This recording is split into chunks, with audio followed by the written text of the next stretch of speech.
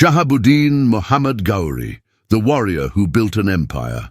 In the unforgiving mountains of Ghor, where survival was a test of will, a boy was born who would one day carve his name into the very fabric of history.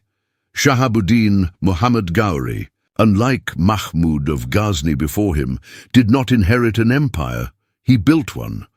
As Minhaji Siraj states in his Tabakat-i-Nasiri, the Ghurids were not originally powerful monarchs, but rather a rising force who overthrew the Ghaznavids to establish their own rule. But for Shahabuddin, ruling Ghor was never enough. His ambitions stretched beyond the borders of Hindustan.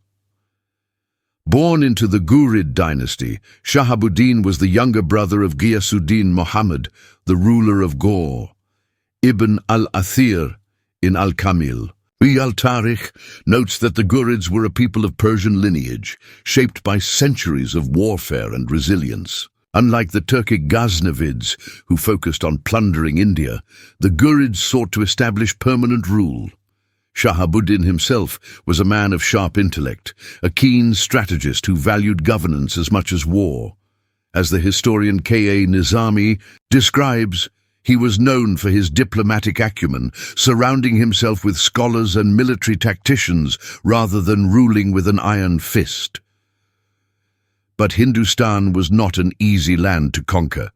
Its rulers, particularly the Rajputs, were bound by the ideals of valor and sacrifice. The most formidable among them was Prithviraj Chauhan, whose legend is vividly chronicled in the Prithviraj Vijaya. The Rajputs, with their elite cavalry and mighty war elephants, controlled the very heart of northern India. Ferishta, in Tarikh-i-Ferishta, describes Prithviraj as a lion among men, an indomitable force that Ghauri would have to reckon with. In 1191, Ghauri led his forces into battle against Prithviraj at Tarain. The Rajput armies, fearless and determined, struck with overwhelming force. As Eliot and Dowson record in their History of India, as told by its own historians, Shahabuddin himself was gravely wounded, his forces scattering in retreat. It was a bitter humiliation, but Ghauri was not one to accept defeat. He saw this not as failure, but as a lesson. Matthew. As Shahabuddin regrouped, some accounts suggest that he was encouraged by none other than Khwaja Moinuddin Chishti, the great Sufi saint of Ajmer.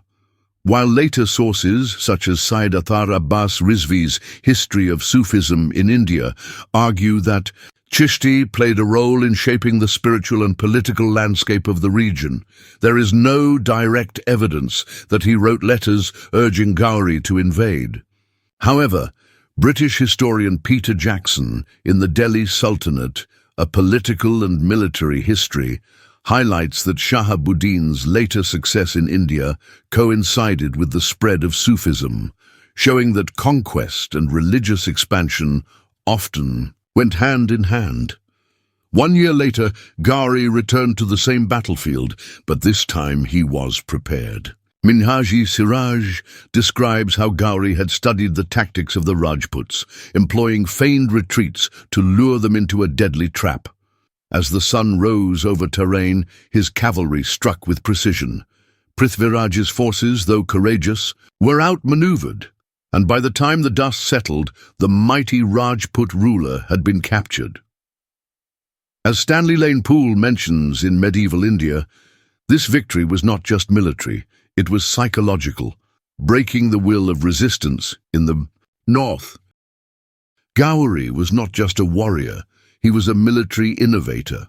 Unlike his predecessors, who relied on brute force, he mastered psychological warfare and flexible battle tactics.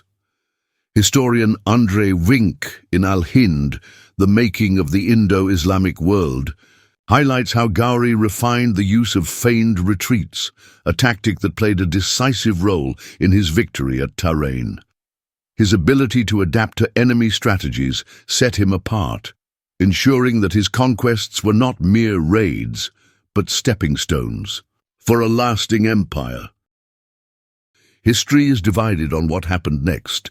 According to Chand Bardai's Prithviraj Chauhan, the Rajput king was blinded and later managed to kill Ghauri with an arrow. However, contemporary sources like Tabaqat-i-Nasiri make no mention of this, instead recording that Prithviraj was executed in Ghazni.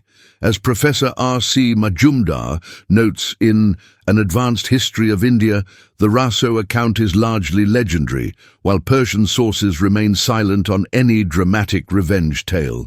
Unlike Mahmud of Ghazni, who looted and left, Ghauri sought to establish lasting rule.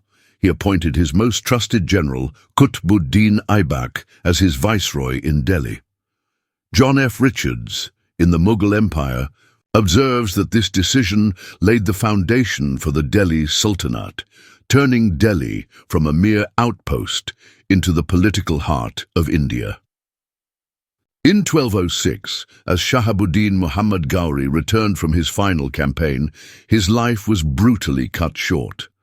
Minhaji Siraj records that the Khokars, a warrior tribe, took revenge for past conflicts. Others believe it was an internal conspiracy. Historian Satish Chandra in medieval India, From Sultanate to the Mughals, argues that his sudden assassination left a power vacuum, hastening the rise of the Mamluk dynasty under Aibak.